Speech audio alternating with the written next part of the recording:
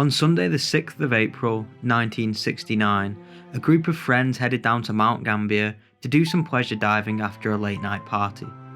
At 11 AM, the 10-person group, which included 3 scuba divers, 4 snorkelers and 3 non-diving buddies, arrived at Kilsby sinkhole. In the group were Bret and Patrick, who, along with their friends George and Kerry, had dived in the sinkhole the day before and managed to go 55 metres deep before having to resurface.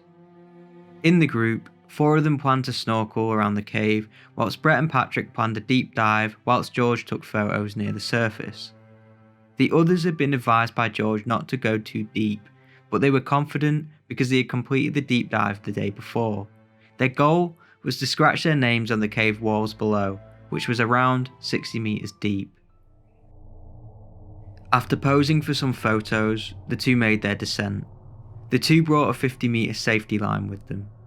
At 28 metres down, Bret and Patrick tied their end of the safety line to a boulder and continued down.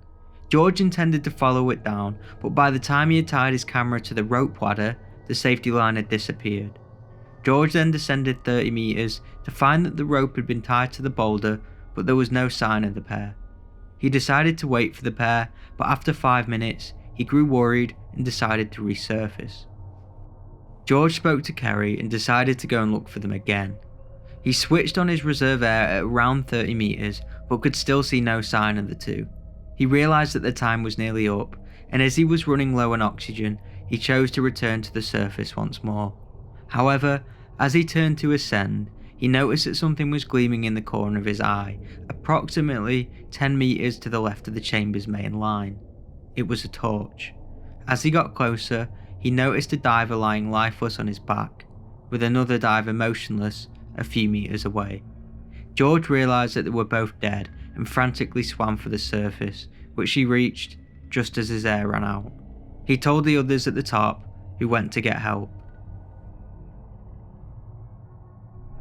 Their bodies were recovered 3 hours later. According to the diver who had recovered the bodies, the torches were still glowing. Patrick had lost his mask, torch, snorkel and fin, but Bret's equipment was still intact. During the coroner's inquest in May 1969, a local doctor performed a post-mortem examination. He stated, "In my opinion, death was the result of air embolism due to decompression. The most likely scenario is that the divers lost track of their bottom time and air supplies whilst under the influence of nitrogen narcosis and simply ran out of air."